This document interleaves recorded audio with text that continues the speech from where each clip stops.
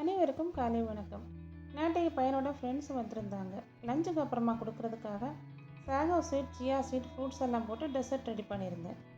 சாப்பிட்டதுக்கு அப்புறமா எல்லாருக்குமே டெசர்ட் சர்வ் பண்ணேன். எல்லாருமே ஒவ்வொரு ஸ்பூன் வாயில் வச்சோடனே ரொம்ப கசப்பாக இருந்துச்சு. நிறைய டைம்ஸ் நான் டெசர்ட் ரெடி பண்ணியிருக்கேன், ஆனால் ஒரு தடவை கூட இப்படி நடந்தது கிடையாது.